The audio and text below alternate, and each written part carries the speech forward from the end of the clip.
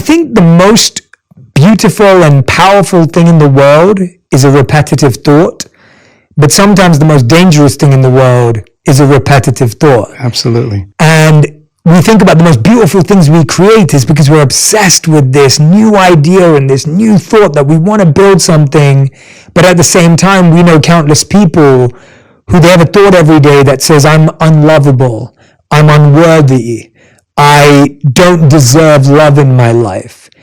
If someone's having a negative, repetitive thought, specifically around self-worth, what they believe they deserve in love, where do they start with that thought? Well, we think primarily 90% of the time we think the same thoughts as we thought the day before. The challenge with that is the thought that you keep thinking over and over again becomes a belief. And nerve cells that fire together wire together. So the more nerve cells fire, the more they develop long-term relationships and the more hardwired they become.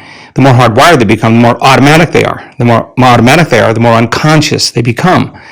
So the process of change really requires becoming conscious of your unconscious thoughts, which means just because you have that thought doesn't necessarily mean it's the truth.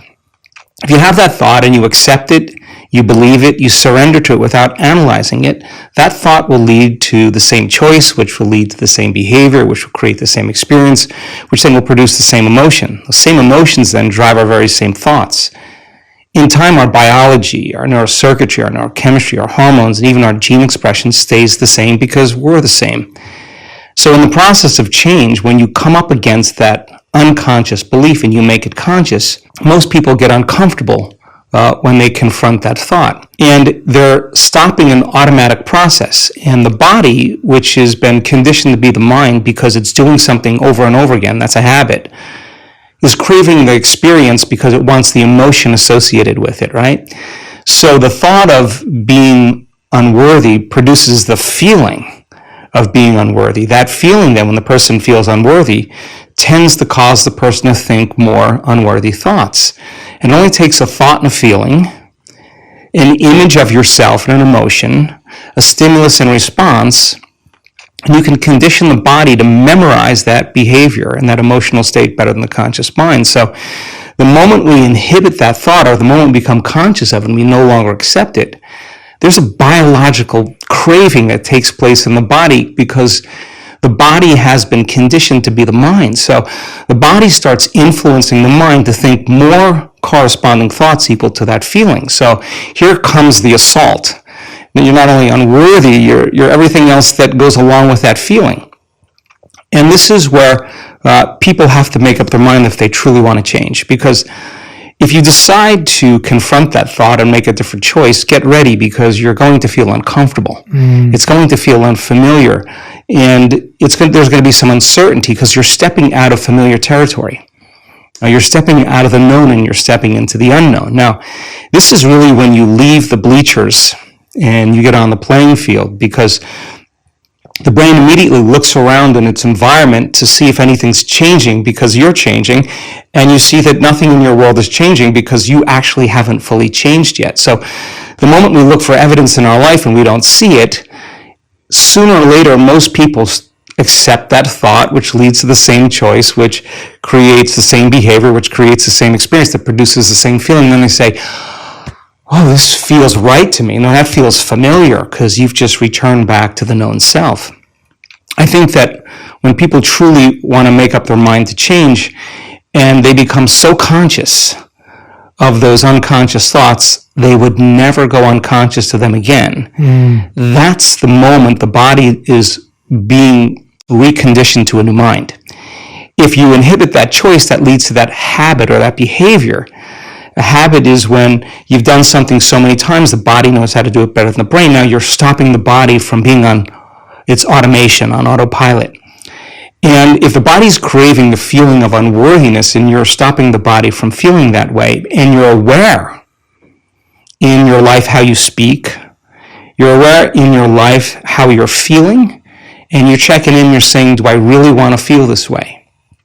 This is that river of change where you're going from the old self to the new self. So it makes sense then. If those principles in biology work in that way, they could actually work in our favor. So if you said, okay, I'm going to sit down for a few minutes I'm become so conscious of my unconscious self, my unconscious personality, that victory today would not be going unconscious to those thoughts, behaviors, and emotions. Okay, let me get so familiar with them that I don't go unconscious. Okay, I got that down. Now, what thoughts do I want to fire and wire in my brain? And if a belief is a thought that you keep thinking over and over again, with intention and with attention, you'll switch on that prefrontal cortex and assign meaning to the act and start installing new circuits in your brain. If you keep doing it over and over again, it becomes more hardwired, it becomes more automatic, and now you're installing a new belief that you are worthy of love, you are worthy of abundance, you are worthy to heal, whatever that is. That's the thought you do want to believe in. And when it matters the most is when it's the hardest. Because if you don't have the circuitry in place, you'll default back to the old programs, right? So then, if you said, how am I going to be in my Zoom calls today? How am I going to be in traffic today? How am I going to be with my ex, my coworkers? And you started thinking about and rehearsing how you were going to act in certain situations. The brain actually doesn't know the difference between the real-life experience and what you're imagining. The research on mental rehearsal shows that the brain will look like in time that it's already had the experience and it's vacant of the experience. Now, keep firing and wiring those circuits and you're going to begin to behave that way. So now you're installing circuitry now to use in your life to get your behaviors to match your intentions. If you said, how would it feel to feel worthy of love? How would it feel to be grateful for life? How would it feel to be worthy of abundance? And you said, I'm going to teach my body emotionally what this feels like before the manifestation of the event. You're not waiting for your life to change to feel worthy. You're actually changing your life by becoming worthy. You're generating abundance. You're generating love. You're creating an elevated emotion. Now, our data is so compelling because when you truly begin to elevate your emotional state, and you could really lock in, to those elevated emotions, your body is so objective that it actually believes that it's living in a whole new environment before the environment changes. In other words, the body's believing it's in that new future. And if the environment signals the gene, and it does, and the end product of an experience in the environment is an emotion, you're actually signaling genes ahead of the environment, and your body will begin to become conditioned to a new mind. Now think about this. If you did that every day, the word meditation literally means become familiar with. You become familiar with your old self, you become familiar with your new self, and you say, I'm not getting up until I feel this feeling. And then you'd say, I want to be able to bring this feeling up whenever I want. I'm going to keep remembering this feeling over and over again. It only takes a thought and a feeling, an image of the future and emotion, a stimulus and response. You can condition your body to believe it's living in a whole new life. And when you feel the emotions of your future, something amazing happens. You're no longer in lack or separation, so you're no longer looking for the event to take away that feeling of lack or separation. Your body's actually believing it's in the event. And so then you're not looking for it. You feel like it's already happened. Get ready, because that's when your life begins to change. And so we've discovered that if you're actually practicing this and you immersed yourself in that experience fully for 7 days, the amount of metabolic and biological changes that will take place in your body will be so significant that your body will actually believe it's living in that future. And yet, most of the people that come to our workshops are literally in a ballroom. There's nothing really exciting happening in the environment, but their body's believing they're living in a whole new life. And so one thought leads to a choice, which leads to behavior, which creates an experience that produces an emotion. So then new information, new knowledge begins to cause you to think differently. If you can remember that knowledge and begin to make a different choice because you want to experience the truth of that information, you'll have to behave differently. And when the experience occurs and you feel the feeling of your abundance or wealth, I guarantee you, you're going to continue wanting to make the process of change something consistent in your life. This is why I love talking to you. I mean, that literally, you could just, what you just said there, I hope everyone listens to it again and again and again. And partly, I think there's something to be said for that the best things that have rewired my brain and my mind were things that I repeated daily. I took something that I loved listening to or loved learning or reading a paragraph of a book, and I would literally just reprogram myself by giving that to my mind every single day. Yeah. And as I'm listening to you talk, I think there's a few really powerful things I wanted to pull out. When I lived as a monk and studied the Vedas, they would talk about thoughts in different modes. And there are 3 modes: the mode of ignorance, the mode of passion, and the mode of goodness. And there's a hierarchy to those thoughts. And so the mode of ignorance would be an unfulfilling thought, or a completely fear and security based thought, which would be, I am not worthy, or I am unlucky and I can't do that. I can't be in love. No one can be in love with me. That's like a mode of ignorance thought. A mode of passion thought would be, I can be in love with anyone I want and I can find anything. And it's almost like you're lying to yourself and you haven't really applied what you're saying, and it's just this big, bold statement, but it doesn't quite sit and resonate. And the mode of goodness thought is, I can take steps daily to create love in my life right now. And you start to see how people would often look at what we're saying and they think, oh, it's just positive thinking. It isn't. It's not just a false statement. What you're saying is what 2 words you used, intention and attention.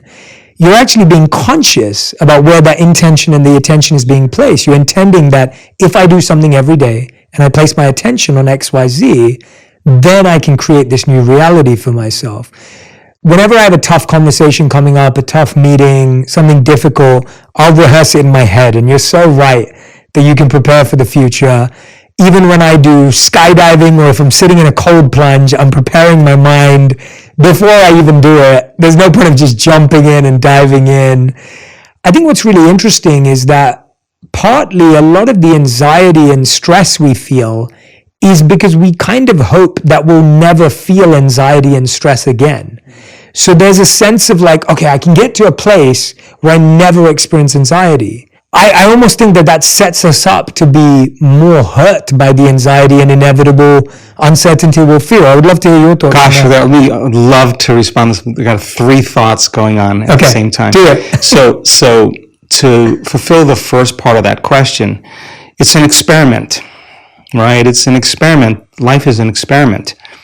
So if your personality creates your personal reality, and your personality is made up of how you think, how you act, and how you feel. If you keep thinking the same way, you keep acting the same way, you keep feeling the same way, your life is going to stay the same because you're the same. So the experiment is, okay, let me begin to think differently. So I got to remind myself how I do want to think, and I have to remind myself of how I no longer want to think, so I don't default and go unconscious.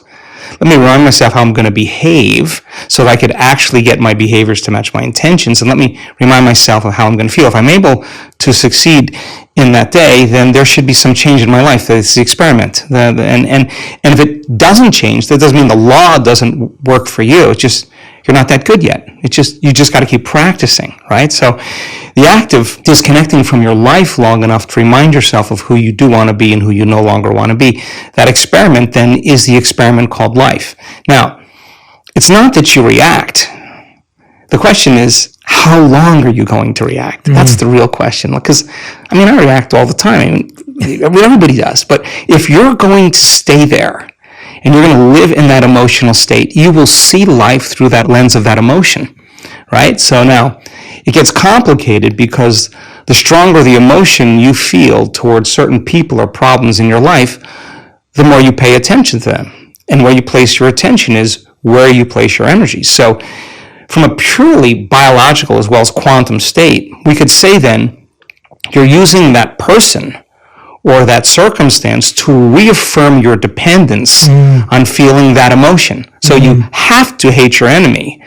And if your enemy dies, you'll find another person to hate because that is the response, right? So the body is the animal. It's been conditioned a certain way, and if it's been doing something and feeling something for an extended period of time, there's a modification of its receptor sites. It's needing those emotional states. So in the process of change, just be ready because you're going to feel uncomfortable a lot of the time. Now, the question is, do you want to stay there?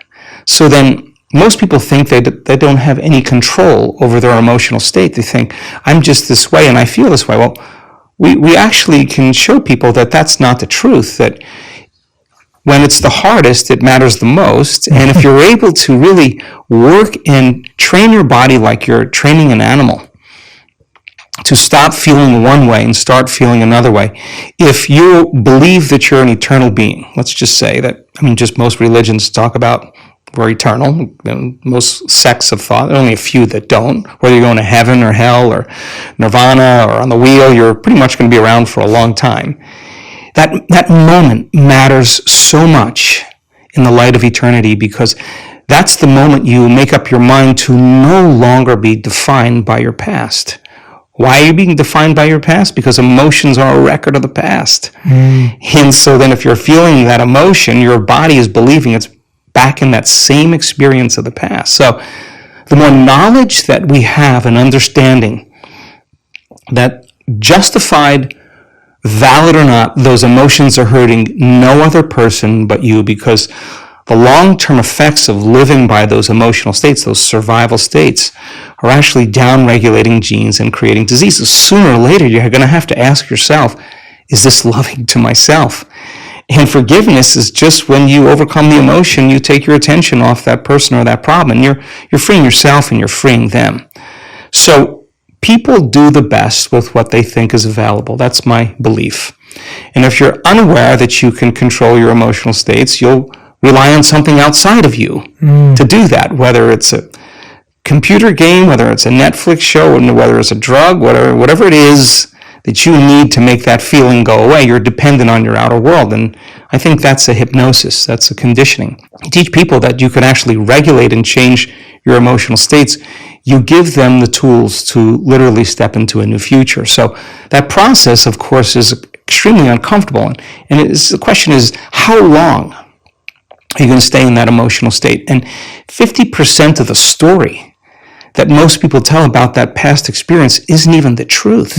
Because they're making things up, and they're doing that so that they can justify why they haven't changed since some past event. Most people reach a point in their life where they reach crisis or disease or diagnosis or loss or betrayal, where they finally go, gosh, it's time to change. I think change is an ongoing process, and the more we change, the more we should see evidence in our life. That makes it exciting. Yeah, and I think you're right that I've thought about this for a while, that I feel most people know that they want to change, and most people know what they want to change, but they still struggle to make a change. And so I found that we don't often have a values crisis, we have a habits crisis, because people don't know how to reprogram their habits, and they've started to assume that the way they feel is who they are.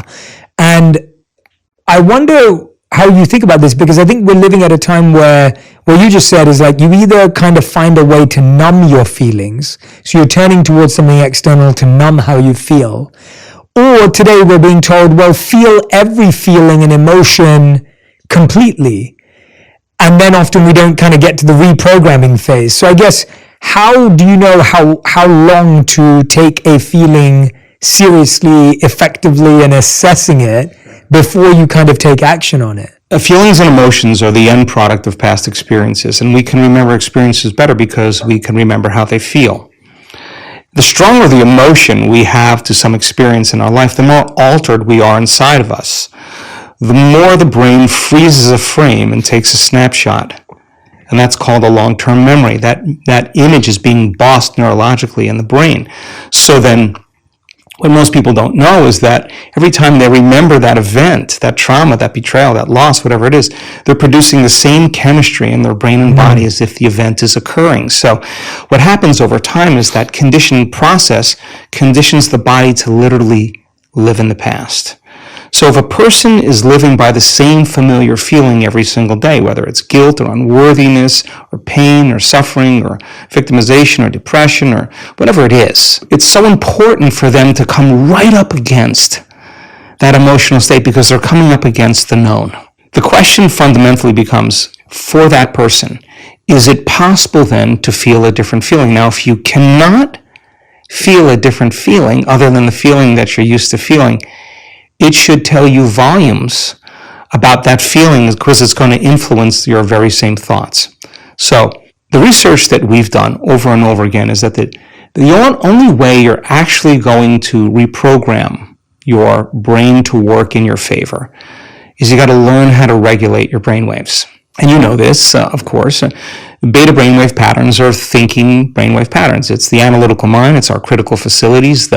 We're in beta right now. We're aware of our bodies. We're aware of the environment. We're aware of time.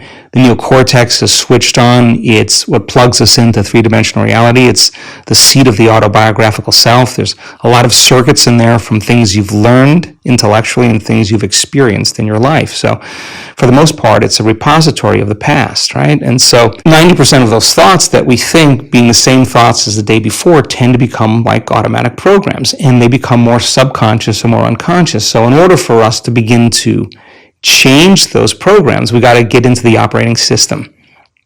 And the only way we do that is we got to slow our brainwaves down in that thinking neocortex. The challenge for most people is they have so many demands in their life. They have so many emotional responses to circumstances in their life that they're living in a state of stress and living in a state of survival. In a state of stress and survival, you don't close your eyes. You got to keep your eye on the ball. You got to keep your attention on the outer environment. So their brains tend to work in a higher brainwave pattern, a mid-range or high-level beta brainwave pattern. And that's like driving your sports car in first gear. It's a lot of energy for the brain. So learning how to regulate and slow your brainwaves down is something that we've been very, very interested in. When you teach people how to do that, it could become a skill. Mm-hmm. And when the brain starts to relax and it moves into less of that chatter that takes place in your brain and more of kind of an imaginary state, the brain sees in pictures and images, it's more creative, we're moving into that alpha state. So now the door between the conscious mind and the subconscious mind opens up as we get beyond our analytical mind. And our analytical mind is actually what separates the conscious mind from the subconscious mind. So as you slow your brainwaves down, you get into alpha, you're entering the operating system. And that's where you can rewrite a new program. That's where you can rehearse a new script. That's where you can begin to plan your behaviors in an intentional way. If you can't change your brainwaves, then it's like your computer running amok with all of those programs and you yelling at it, telling it to stop. You're not in the operating system. Some people can get to the point where they're so relaxed that the body's in a light sleep, and yet they're conscious and awake, and now they're in this theta brainwave pattern. And in theta, that's a hypnotic state. We're very suggestible to our thoughts. We're very suggestible to information in that state. And that state then is where we see the most change take place. And so the person can literally change from the inside out when they learn how to get into the operating system. You've just hit the nail on the head with the constant experience everyone has. I think, again, going back to what I was saying, that when we're trying to make a change, the thing that blocks us from making the change is usually stress. If I'm trying to be a kind, loving, compassionate person, but I'm stressed out, I'm likelier to be snappy and rude and condescending. If I'm trying to be healthier in my diet, but I'm stressed out or burnt out, I'm going to reach for the sugary food or the carbs and the fat. Like, that doesn't come from anything else but stress. To take away the feeling. Take away the feeling, right? Yeah. So let's get real clear, because I think it's important for people to understand when we're talking about stress and we're talking about living in survival. It's so important to name those emotions, because anger and frustration and control and hatred and envy and jealousy and insecurity and unworthiness and guilt and shame and suffering and depression, those are all derived. Those are emotions that are derived from the hormones of stress. And psychology calls those normal states of consciousness. Those are altered states of consciousness. Because in stress, the physiology is that we're knocked out of homeostasis, we're knocked out of balance, because we're perceiving some threat, some danger, some emergency. And so the stronger the emotion you feel to whatever stressor there is in your life, the more you pay attention to it. And so in time then, you have to keep your attention on all the important elements in your life. So you sit down to do a meditation, and when you're living in stress and you're living in survival, there's only 3 things that are important in that moment. Your attention is on your body because you got to preserve it. Your attention is on something in your environment. And what's in your environment? People, objects, things, places. And you're very preoccupied with time. And when you're in stress and you're in survival, the brain goes into a default mode and it's naturally trying to predict the next moment based on what it's learned in the past. And so as you always try to forecast the future based on your memory of the past, you can't be in the present moment, right? Mm-hmm. So, and yet our model of change, what we discovered is that the only way a person can change is when they get beyond their body, they get beyond all the elements of their environment, and they get beyond that predictable fusion of familiar past, and they sink into the present moment, which is the unknown. So if you can't do that because of the hormones of stress, most people will sit down and they'll say, okay, I'm going to close my eyes, I'm going to start this process where I'm going to rehearse how I'm going to be today, and they start thinking about their cell phone. They start thinking about all their emails, and they start thinking, I can't meditate. There's something wrong with me. It's my mother's fault, And they actually believe that thought to be the truth, and then they get up and they actually reaffirm it, and they say, I can't meditate. Now, I can tell you that if you are willing to see that thought as just a thought in your brain, and you're curious what's on the other side of that thought, yeah, you're going to feel uncomfortable. But if you had some tools and skills to apply, and you were able to take your attention off your cell phone and settle your body back down into the present moment, that would be a victory. And then your body would say, come on, you got to feel a little frustration now. You got to be impatient. You got to be judgmental. Come on, that's what you always think. That's how you always feel. And you, like an animal, you settle the body back down into the present moment, and you tell it it's no longer the mind, that you're the mind. That's a victory. Then the body says, hey, dude, you're super busy. You got a lot of things to do. You got a lot of people to see. You got a lot of places to go. You got a lot of things to do. And you've been doing the same thing every day. Your body's going to want to get up and do something. You're going to want to quit because your brain's telling you that you can't do this. If you had the awareness to settle the body back down into the present moment, you would be executing a will that's greater than the program, because most people lose their free will to those programs. And it's that tedium in the beginning that is an uncompromising will, where you keep training the animal to stay, to take all of its attention off the environment, to get beyond all the cravings, the feelings, the habits of the body, the drives of the body, and catch yourself defaulting to that predictable future, bringing the body back into the present moment, siphoning energy back, your attention into the past based on those familiar emotions of the past. We've discovered that if you're willing to do that for just a few days, you could actually liberate an enormous amount of energy from your body. You go from particle to wave, from matter to energy, and you're literally transmuting those limited emotions into elevated emotions, and something really beautiful happens if you're willing to fire the crucible and sit through that long enough. All of these emotions move, that energy moves right up into the heart, and the person starts falling in love with life. They start feeling this state of gratitude, this gratefulness to be alive, this ineffable word of relaxed and awake. And something really magical happens when we've discovered this little simple thing. When that energy makes it to the heart, there's only one place it wants to go, and it goes straight to the brain. So the person starts relaxing into their heart when they feel this feeling, and the more they relax into the heart, the more their brain all of a sudden starts becoming aroused.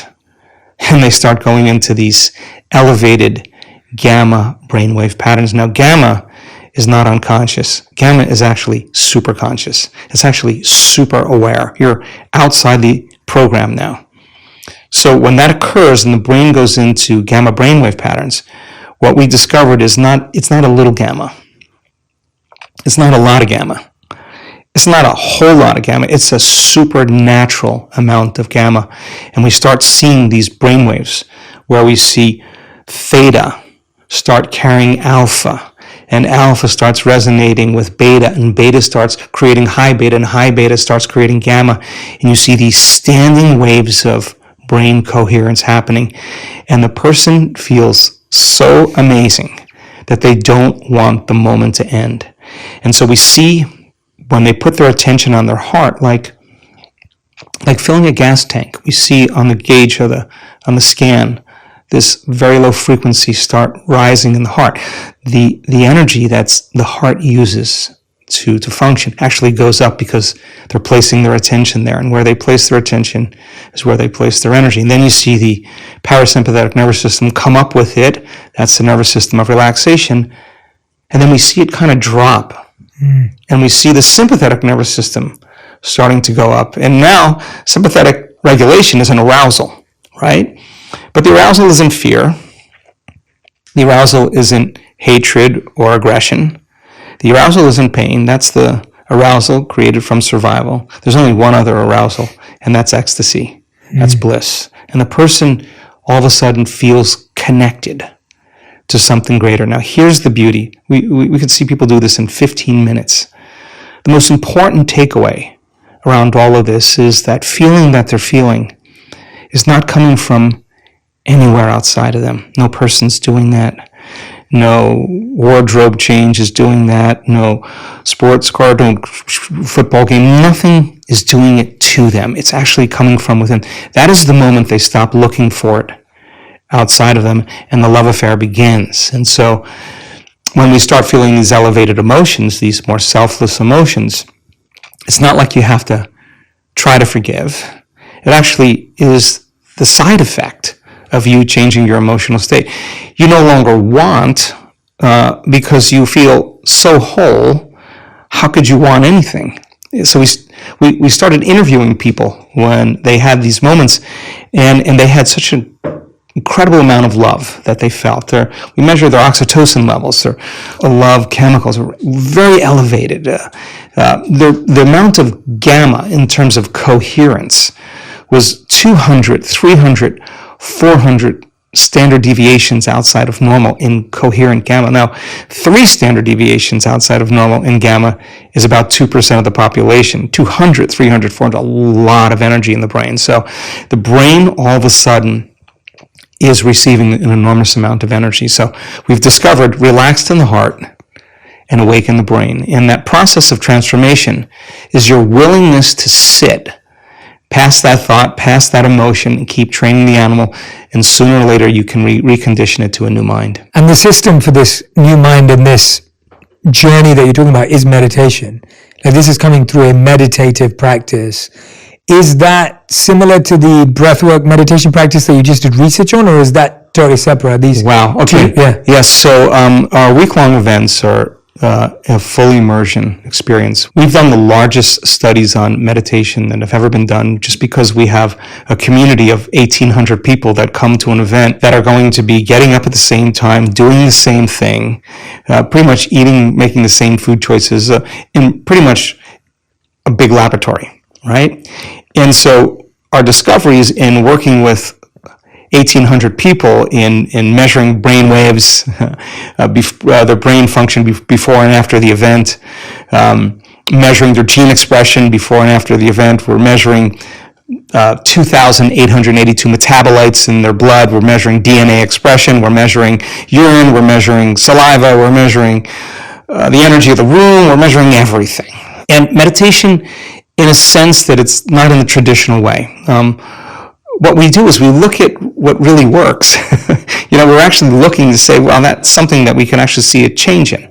So we teach meditation 3 ways: to become familiar with your old self and to become familiar with your new self. That's what the word meditation means, familiarization, to become familiar with. So we use that model for change. To slow your brainwaves down and get beyond your analytical mind is meditation. And you teach your body how to do that, and we've discovered a formula that simply makes it very easy for people to do it. You practice it, you'll get good at it, just like anything else you practice.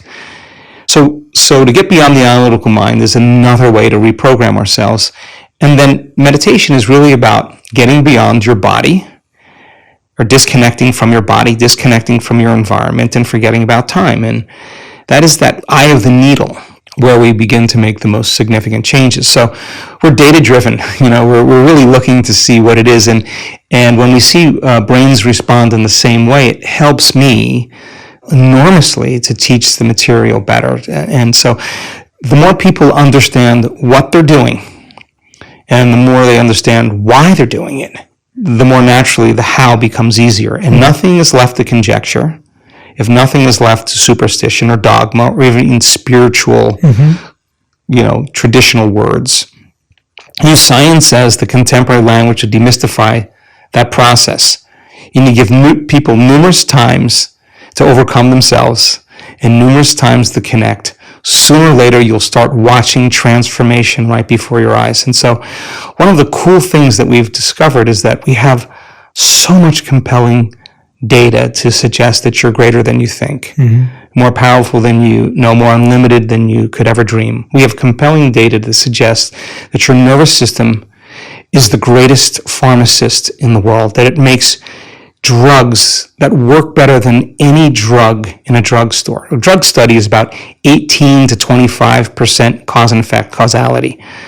Our data is between 75 and 85% cause and effect. This is a person creating their own pharmacy of anti-inflammatories, their own pharmacy of anti-carcinogenic chemicals, their own pharmacy of pain relievers. We're seeing this over and over again. So we have this incredible data that says that this is no longer pseudoscience. This is really science. The side effect of a person's transformation has changed my belief in what's possible. I have seen people stand on the stage with stage 4 cancers that were in every single organ in their body that metastasized, and they have no sign of cancer in their body. And we have data that suggests that you put the blood of an advanced meditator in a uterine cancer cell, a pancreatic cancer cell, 70% of the mitochondrial function in the cancer cell is diminished. And the mitochondria is the energy packets of the cell. It's taking energy out of the cancer cell. It works perfect with what we're seeing with the testimonials that people are telling around the world. We've seen blind people see, we've seen deaf people hear, we've seen people with spinal cord injuries walk again, we've seen ALS change, we've seen all kinds of unbelievable health conditions changed by a person simply changing the way they think,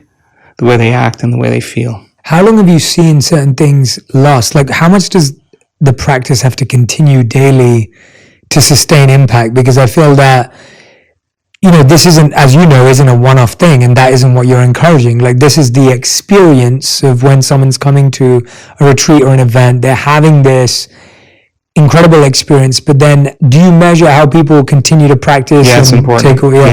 It's super important for us. And of course, we have mounds of data, but let's see if I can say this as clear as I possibly can. When a person has that arousal, where they're feeling that elevated emotion, and their eyes are closed, they're in a room with 1,800 people, there's music playing in the background, they're not eating, they're not smelling, they're not tasting, they're not moving about and feeling. On some level, they're having an inner experience, right?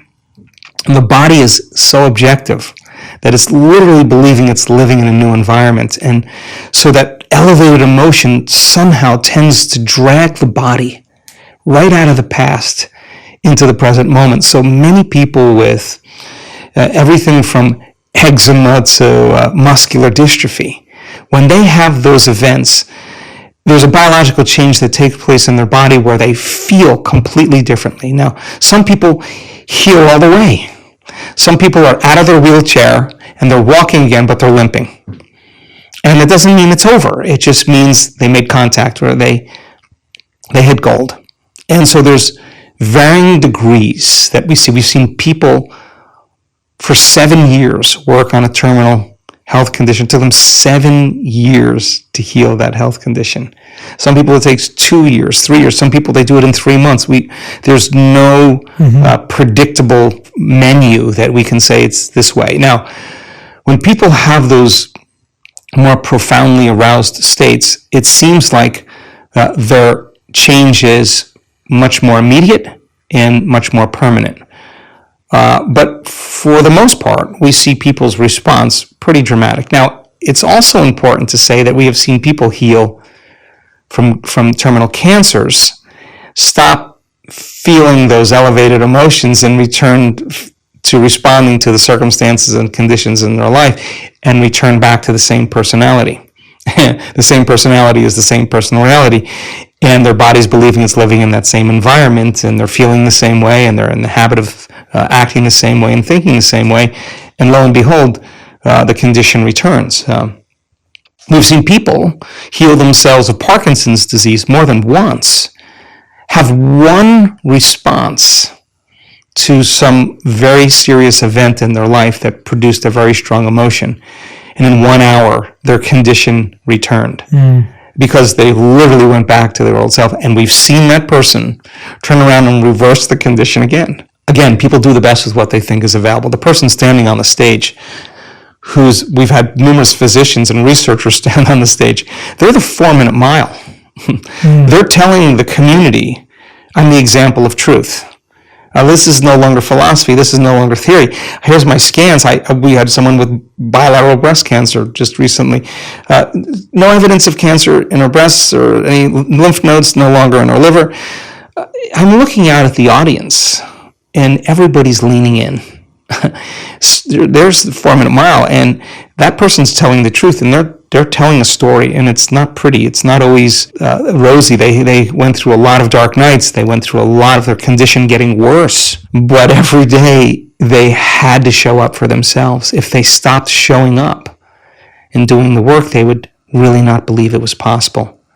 But if they showed up and did the work, it means that they believe it's possible. And I think when you believe in possibility, you got to believe in yourself. When you believe in yourself, you got to believe in possibility. So it used to be a few examples of that. Now we have so many great testimonials, so many great stories, that now it's becoming infectious, just like a virus or any bacteria becomes infectious. Now health and wellness becomes as infectious as disease, and you get a community of people starting to break through, and you start seeing these changes where people stand on the stage. Invariably, you're going to see a very strong shift in consciousness, and consciousness is awareness. And if you're unaware that you could actually heal yourself, you'll make the same choice. Once you see it, I think it starts creating a brush fire, and that's really the exciting part. So we're seeing so many great testimonials that are undeniably great stories of transformation. Many of those people still no longer have their eczema, still no longer have their Parkinson's, still no longer have their cancer. Yeah, since the last time we spoke, I know your team of researchers went and did some work. I wanted to ask you some questions about this.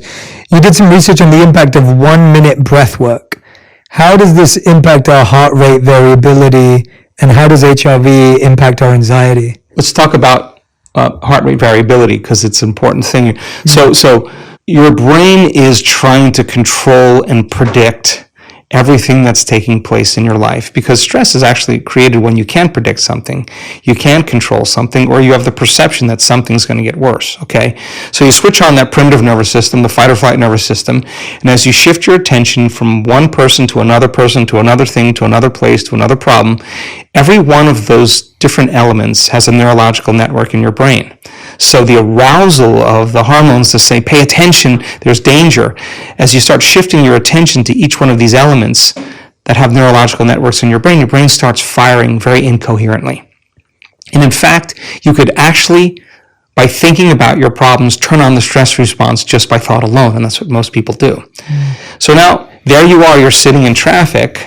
The heart is pumping because it's trying to get blood to the extremities, because a primitive system is switching on, saying that there's a predator, there's danger. And the heart is beating against closed arteries.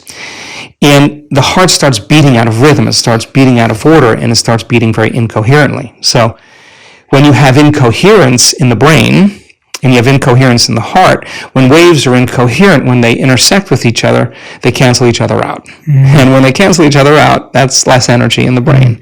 If there's less energy in the brain, you're going to default to some of those reflexive systems. If energy is diminished in the heart, you're not going to trust. You're not going to be vulnerable. You're not going to want to commune. You're not going to want to connect. You're not going to want to feel grateful. It's not a time to feel any of those things. It's time to run, fight, and hide. Okay, so most people say, okay, well, I had a stressful day. I was stressed out the entire day. And at the end of the day, they turn on the TV and they relax. The important thing to realize is that if you're relying on something outside of you to change that emotional state, you'll become dependent on it. So is it possible then to begin to create more coherence in the brain? And the answer is yes, because when you're under the gun of those chemicals of survival, you're narrowing your focus on the cause. You hear something moving in the bushes, you freeze, and you narrow your focus. And it's that narrowing of focus that tends to be obsessive. When we're in stress, we overthink things, we overanalyze. That actually, we've discovered, makes the brain worse. And it actually makes the heart regulate more out of order. So we said, okay, if the brain is narrowing its focus and it's becoming over-attentive, what if we teach it how to do something else? What if we teach it how to broaden its focus? And instead of focusing on something material or something known, just open up and focus on nothing.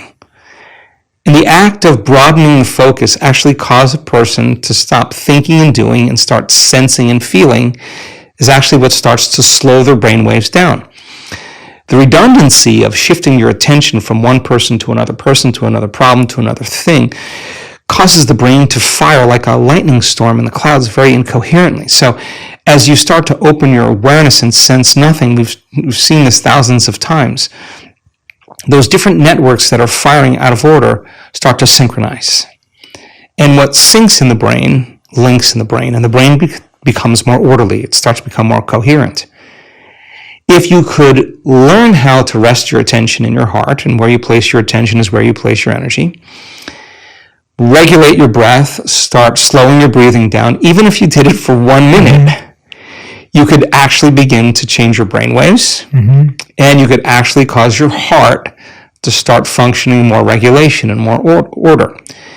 If you said, okay, I'm going to work with my body, and I'm going to start breathing, and I'm going to start feeling emotions that I do want to feel. Yes, it may take you a few minutes to get there, but if you keep practicing it over and over again, the heart starts producing a very profound signal. It starts to produce an external magnetic field. It's measurable. So now you have a coherent brain, which means you can get very intentional. And you have a coherent heart, which means you can feel the emotions of your future before it happens. Somehow you have this broadcasting of this Wi-Fi signal. And the brain tends to be electrical in nature, so it sends out an electrical charge into the field. The heart is the magnetic charge. It's what draws things to us. It's the magnetic field. And now you actually, by changing the way you think and the way you feel, you're changing the signal in the field. And if you're able to maintain that state for an extended period of time, I say something magical is going to happen in your life. Something unusual, some unknown experience is going to occur. If you keep thinking the same way and feeling the same way, your life should stay the same. So we do 1 minute practices, we do 5 minute practices, we do 30-minute practices. We want to get so good at doing it with our eyes closed that we can do it with our eyes open. Yeah, no, when I hear that, like I've had personal, genuine experience of that, where I've done that when I'm having the moment where I'm feeling anxious or I'm feeling stressed or, you know, something unpredictable has happened and I feel that change in my heart rate and I notice my breathing change. I notice it become more shallow. I notice it become more random.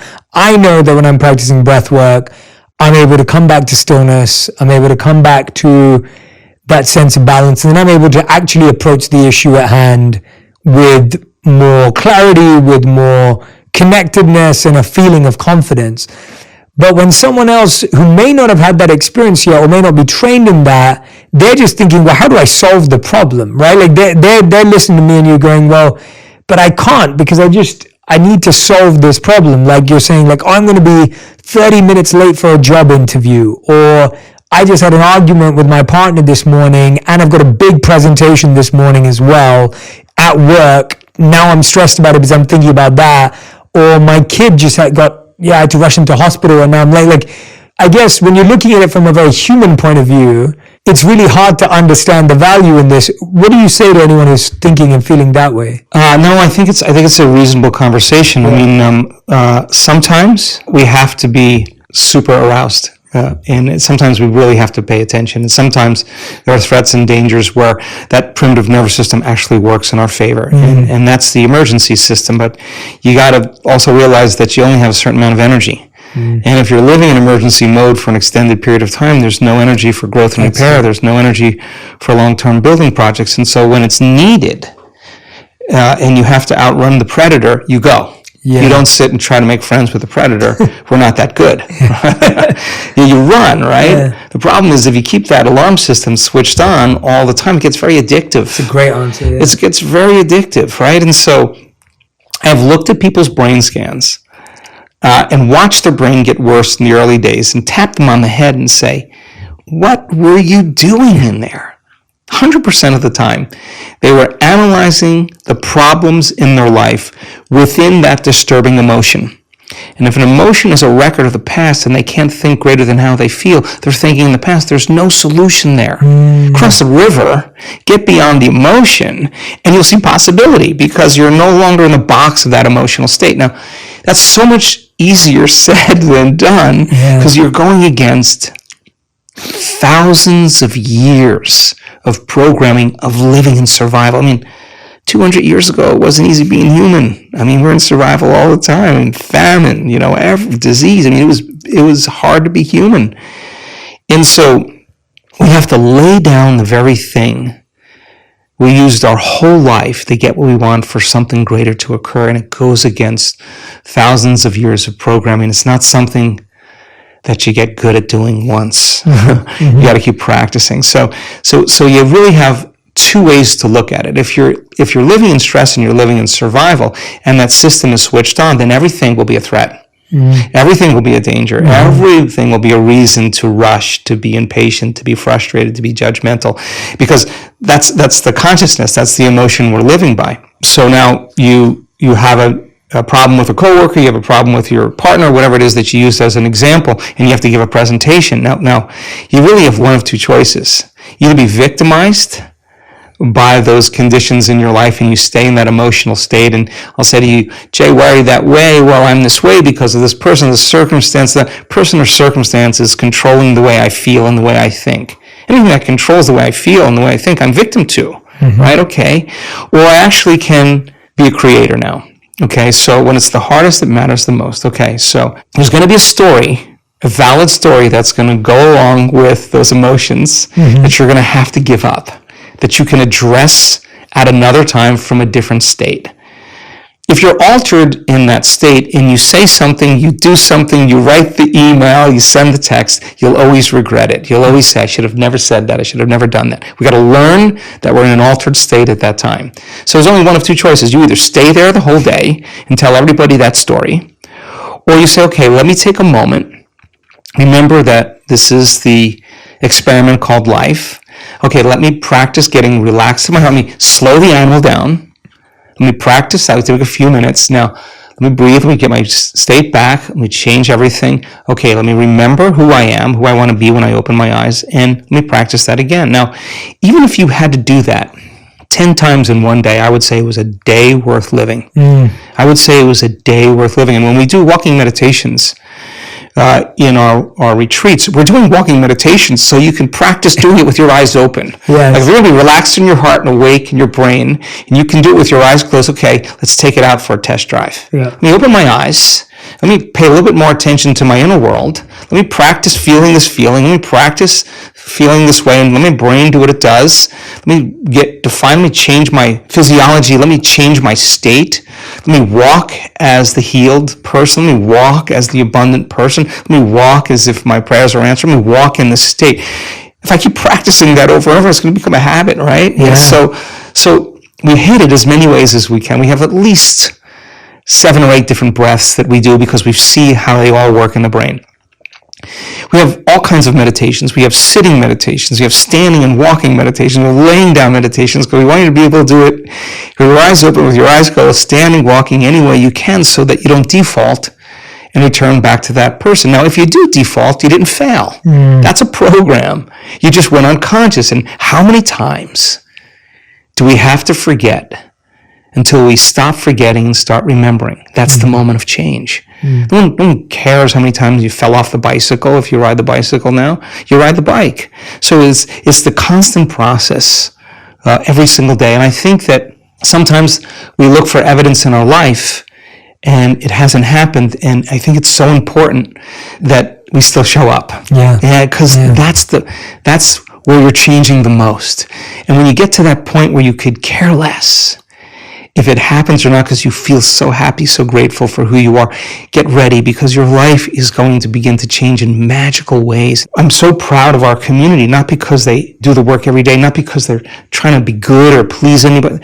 They do it because they don't want the magic to really end. The experiment is too good. They're going to continue to be a creator in their life. So then when they change the way they feel and the way they think, and they start seeing evidence in their life, they remember what they did inside of them to produce that outcome, and they're going to believe they're creator of their life and less of the victim of their life, and that's empowerment. And you can't take that away from anybody. You can't tell me now you're too sick to do that.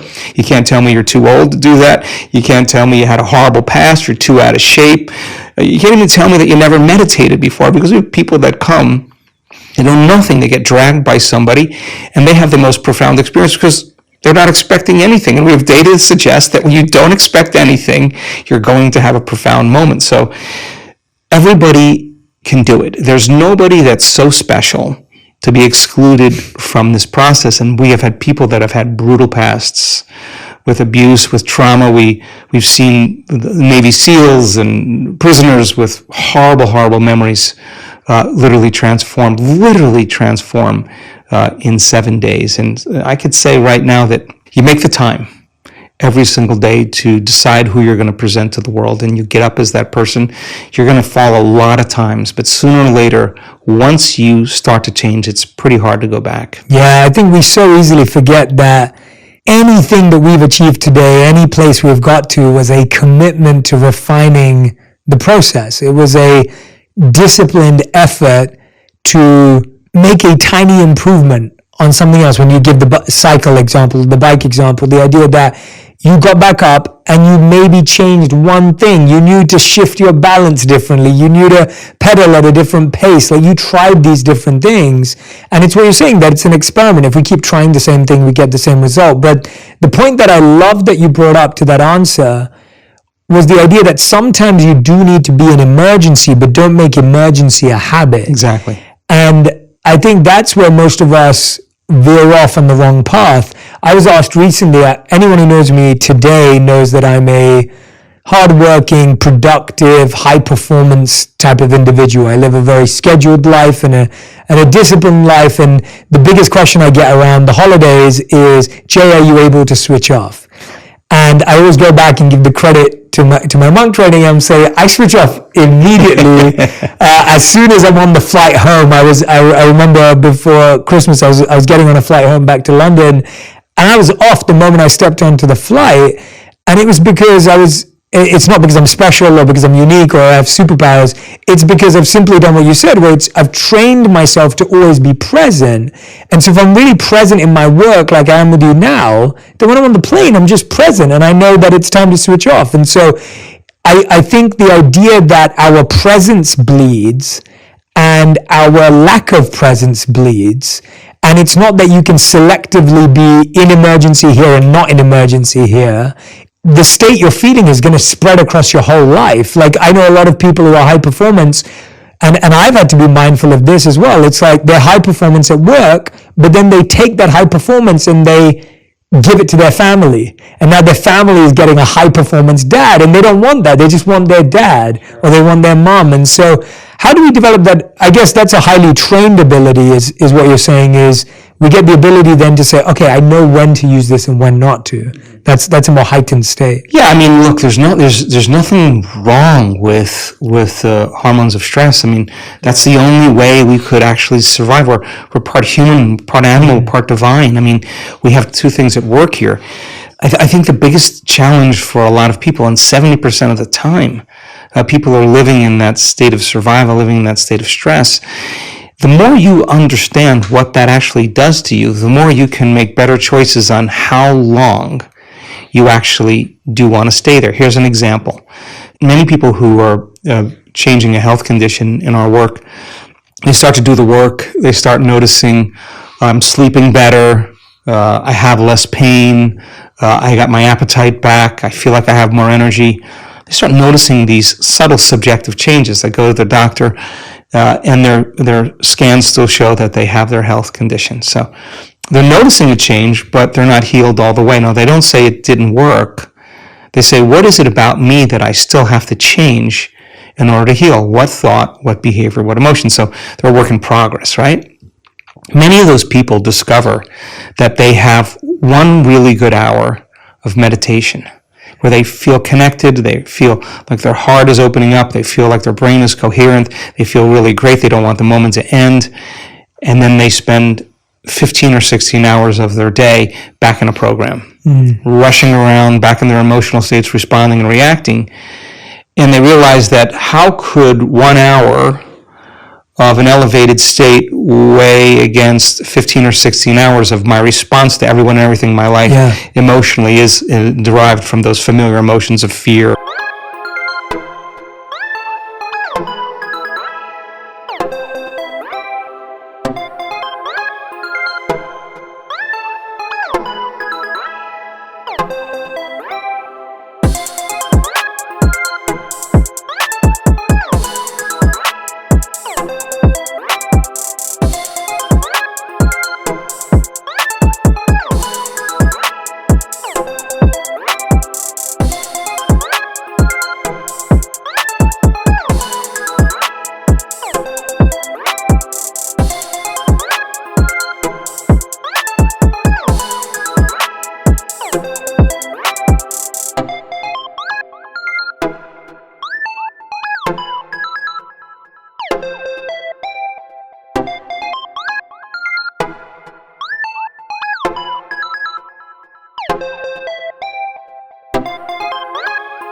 Or anger or hatred or pain or suffering, whatever. Okay, so now this is where the practicum actually goes to the next level, because they're no longer just sitting down and rehearsing who they want to be. They're actually rehearsing for their life. They're saying, okay, when I see that person, when I'm in that circumstance, I can't go unconscious and feel this emotion, and I can't go unconscious and say these things or act this way. How am I going to act? What would love do? What would greatness look like? They don't know. They read about it. They get more information, and they're building this model, and now all of a sudden, the response to people, to circumstances, to problems in their life are changing. That's because they're changing. Then they notice that their health condition starts to improve a little bit more. Now they don't say, how come my Alzheimer's or my Parkinson's or my ALS hasn't healed?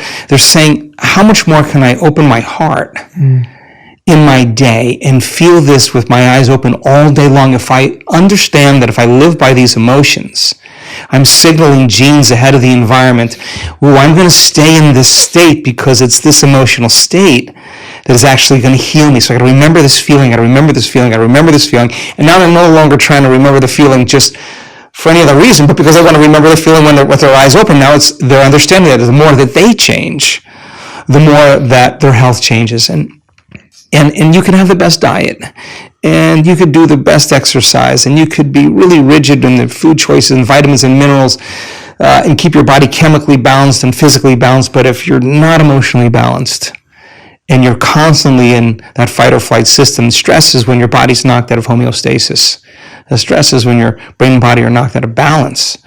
So you could have all those things working for you, but if you are living in fear, or you're controlling and you're rigid and you're perfectionist and you're hard on yourself, it's going to make sense that is going to have to change in order for you to change, right? And so people start getting it. That's the only way I'm going to change. If I don't change, it's not going to change. Yeah, one of my favorite things as a practical exercise I ever did was I literally had scripts, and I mean handwritten, like I wrote scripts for how I wanted to feel when I experienced ego or envy. And so for every emotional challenge I had, something that I thought was an unhealthy thought, I literally had like pages and pages and pages of scripts that were built up from research, that were built up from spiritual literature, that were built up from science, whatever it may be, of what did I want to be able to say to myself when this thought or that thought came up. And it sounds so basic, but it really does rewire your thoughts when now all I can think of is that script. Sure. And I need to update that script regularly. Sure. That's a good point. Yeah. I mean, I'm constantly. Yeah, it's constantly. Yeah, it's not once. I'm constantly. I mean, 95% of who we are by the time middle age is a set of unconscious thoughts, behaviors, and emotions. I mean, those are beliefs and perceptions that we have about ourselves and our lives. So, I mean, this is a never-ending process of self-discovery. I mean, there's always challenges that you'll have in your life that are going to initiate you into becoming conscious of what you're unconscious to. Yeah. And you got to meet those challenges from a greater level of consciousness than the consciousness that's created. And you can't, if you don't, your response in the way you feel and the way you think being the same, and if you believe that how you think and how you feel creates your life, if you don't change the way you think and the way you feel, your life's going to stay the same because you're the same. I mean, that's the way it works. So fundamentally, it's so important for people to understand that it is actually possible to change. It really is possible. It is, yeah. I love that you keep repeating that, because I think that's the hardest part, where you've just, again, the broken record is, I can't change, nothing will change. And not realizing that it's just a set of habits, it's just a set of routines that you've adopted as your reality. And you're going to be uncomfortable, so get used to it. Yeah. So you could either stay uncomfortable, or you could actually say, how do I want to feel? Instead of memorizing this emotion, let me memorize this emotion. Let me open my heart when it goes against everything that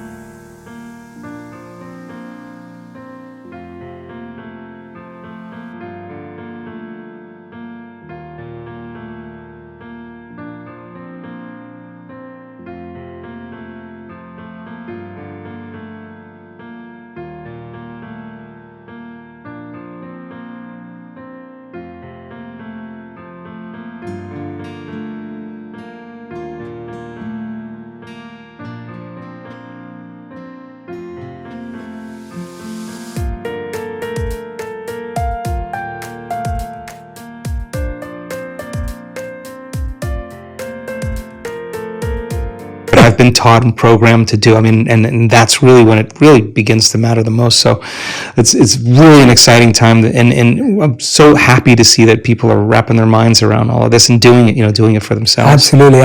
Have you found a difference, and I want to get a bit more technical here, have you found a difference between meditation with breath work and without breath work? Because I know you do both. And what do you find is the usefulness and benefits of either? So we do so many different types of breath for so many different types of reasons. The breath that we were talking about with Inspire, pulling the mind out of the body, we do that breath to take that creative life force that sits at the base of the spine, that energy that can create another life form. The energy we use to digest a meal, the energy that we use to run from a predator. We're taking all that energy that's stored in the body emotionally, and we're pulling that energy back up into the brain. If you practice this breath repeatedly, there will be a release of energy into the brain. We have the data to show that you're going to have a lot more energy in your brain. You're going to be way more coherent in your brain, and you're going to be more conscious, right? And so why is that important? Why? Because when you regulate your brain waves, we don't want you to fall asleep. We want you to actually be really relaxed and awake at the same time. So we do this one breath called pulling the mind out of the body. That's the Inspire series, where we're taking all that creative energy and we're with the breath, pulling that energy right up to a specific area of the brain. When you do that properly, your brain will go into an altered state. That's the reason why we do it. Then we do all kinds of other breathing, like breathing to change the heart rhythm. Sometimes when we're doing a laying down breath, when we're practicing getting into that mystical state, just when the audience is just starting to move into a slower brainwave state, we'll do a very forced inhalation, exhalation, over and over again, like a hiker's breath, only so that the person feels euphoric and so euphoric that they don't want to fall asleep, and they'll move into a slower brainwave pattern, and the door between the conscious mind and the subconscious mind opens, and many times there's a mystical experience waiting for that person that's transcendental. So we do all kinds of different breathing techniques because we have different intentions behind each one of them. If people want to dive into those, where should they go if they want to kind of grab some of those techniques or get access? Are they only at the events? There's an online course that we offer called the Progressive Workshop. Great. In the Progressive Workshop, we teach a few of those breaths. And if you come to a week-long event, you'll have an opportunity to do all of them. And we start at 6 in the morning, we finish at, I don't know, Cancun, the last one we did, I think we finished at 8 or 8:30 every night. It was just a great group of people. And we go 7 days, and some mornings a little earlier, but you got a lot of practice. You got a lot of tools. So by the time you leave, you can use them in your life. Yeah, that's amazing. Yeah, for anyone who can't obviously get to the live events, then the online course will be helpful. But if you can, go all the way to one of them. And I think there's some good descriptions also in Becoming Supernatural, my last book, where we break it all down. And then there's some tutorials that we have on our website to help you with some of the breathing. Yeah. I love that. Joe, is there anything I haven't asked you about today, or anything that's on your mind and heart that you really want to share with everyone, or something you've been working on, or anything you feel compelled to share? Gosh, we covered a lot. We've covered a lot. We're doing some really cool research with random event generators, and random event generators are sophisticated coin tosses. You know, the more you toss a coin, the more you're going to get 50-50 heads or tails, right? So this program machine generates about 1,000 tosses in a second. So you're looking at a very, very sophisticated machine. And if you run it for 30 minutes, you're going to see in time an equal number of ones or zeros or heads or tails, and you're going to see the straight line. When you get a group of people together with brain coherence and heart coherence, they're emitting a field. And when we do healings in our events, 100% of the time when we do those healings, those random event generators have dramatic skews to show that random events become less random and more intentional. And it's collective networks of observers that determine reality. And it's not the number of people, it's not the amount of energy, because it could be entropic. It's the most coherent energy. And we're causing a machine that's programmed to behave in a very, very different way. And I think that idea of community, of people coming together when everybody else is in fear, to show courage, when everybody else is in pain, to show compassion, when everybody else is in anger or hatred, to show love. I mean, I think by nature as human beings, I think we are wired to give, to connect, to commune, to take care of one another, to heal one another, to shine for one another. And our data is so exciting to actually support that theorem. Yeah, I love that you brought that up, and that's very macro and big as well, but also micro in that you're measuring people's daily experience. I think, when I think about families who live together, or couples or partners or whoever you may be, when you're sleeping together, when you're waking up together at the same time, when you're sitting for meals together, when, we've realized, and we know that the science shows that your heart rates sync up, like your heartbeats sync up when you're with someone. And I think it's really interesting because I think today in our individualistic world, there's a big desire to do things at our own time, when we want, how we want. But if you're truly trying to build a relationship with someone else or build community, there's so much to be said for doing these basic practices at the same time together, right? It's really hard to be in community when you're in survival, because survival makes us put our attention on ourselves, right? And I think that when people are not living in survival, when they're out of survival, our nature really is community, is culture, is connection. And it starts with the self, then it starts with our closest relationships, and it builds out from there. And I think that's a healthy model, for the world. I mean, when you're working on yourself and I'm working on myself, and I'm okay with me and you're okay with you, we're going to be okay with everybody, And I think when we're not okay with ourselves, that's when it gets complicated.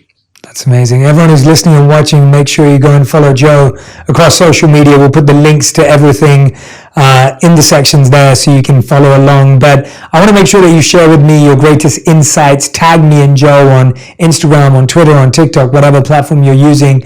Let us know what you'll be practicing. I hope that there's parts of this conversation that you listen to again and again and again, because you have to realize that the first time you hear it, there may be some inspiration, there may be some insight, but the second time, that repetition is going to help you actually apply, rewire, and reconfigure. So make sure you repeat, listen, and make sure you share this with a friend as well so you can discuss it, talk